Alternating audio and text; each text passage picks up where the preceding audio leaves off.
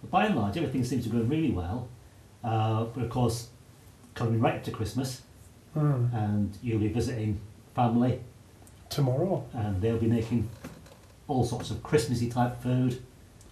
I understand there's a very large banoffee pie tomorrow, Yeah. which I will have a piece of. But I won't have 2 pieces. Right, so 1 piece of banoffee pie. Yeah. It's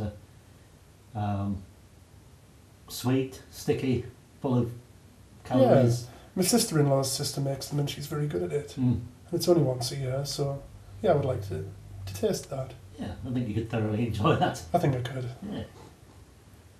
And then after that, well, of course, there's Christmas, there's Boxing Day, there's several days of what is traditionally festivities. And festivities include feasts. That's where the word comes from. And how are you feeling about the prospect of all that? I'm okay. I'm probably going to go to my mum and dad's house tonight and stay there. I'll be going out tomorrow, but stay there for a couple of days over the Christmas period. Right. There's no point sitting in the house on my own just to avoid these things.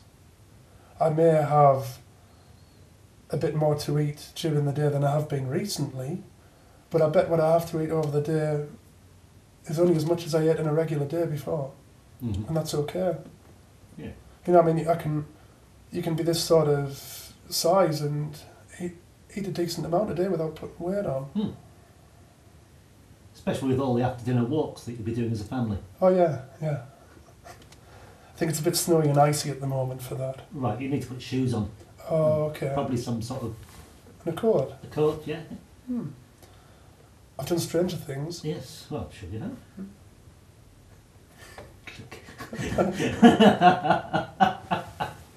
So, in practical terms, if the next week was to go the way that you hope it would go, and perhaps might imagine it would go, how would it go?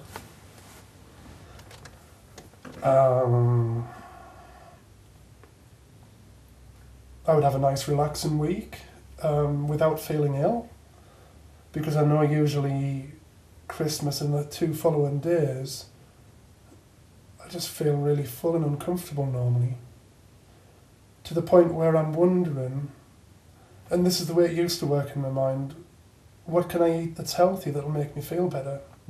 When the real answer is probably eat nothing for a bit, fast for a while, give it a rest. But if I don't eat enough to feel like that, then that'll be okay. Yeah. And you know, I'm vegetarian anyway. I tend to eat a lot of vegetables when they're available, and I like the taste of them. And your family cater for your vegetarian Christmas? Yeah, you just have the same as them without meat on. All right, so you'd have all the vegetables, but no meat? Yeah. No gravy? A vegetarian gravy. Right, they make you that? I make it. Oh, fair enough. So the week would go very well, and this time next week, or thereabouts, what are you expecting the weight to be? I'm expecting it,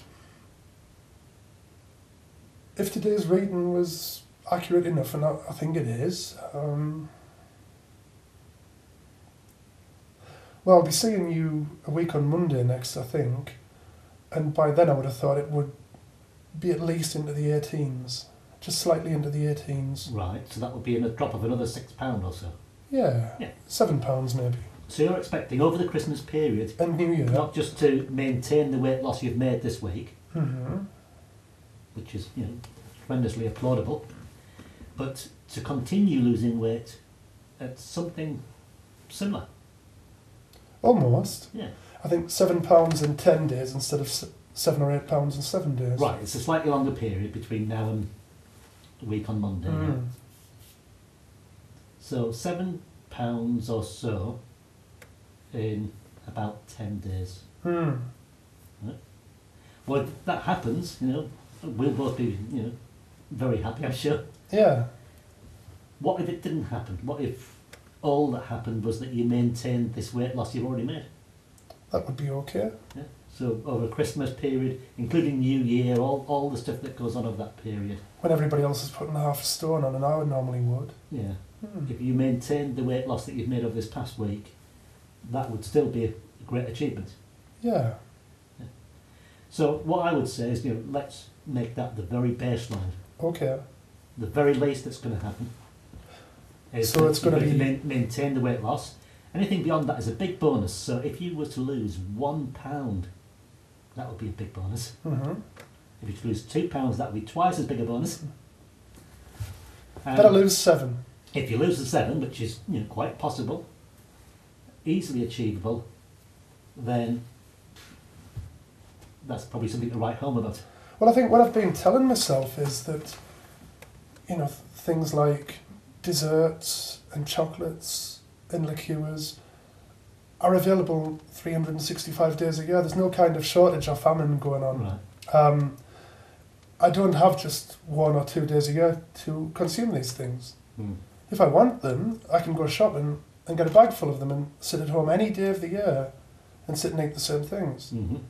So having fewer sweets, having fewer desserts and that sort of thing, staying away from nuts and crisps and things is no big deal. Right. It doesn't matter, before, when I first thought about it, or when I've thought about it in previous years, or the very concept of trying to eat healthily over Christmas just felt like I would somehow be feeling a loss for something.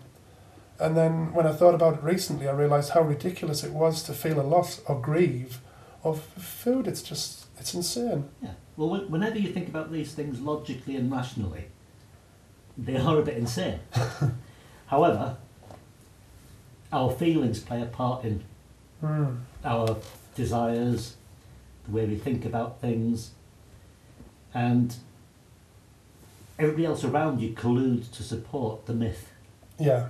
That if you're not doing what everybody else is doing at Christmas, you're being some sort of stick in the mud, you're being Ebenezer Scrooge, whatever it might be. If you're not walking around with a party hat, eating lots of food and drinking lots of drink, the whole world seems to collude with whatever residue you might have of irrational feelings and thoughts which have been laden over the years, to say, this isn't right.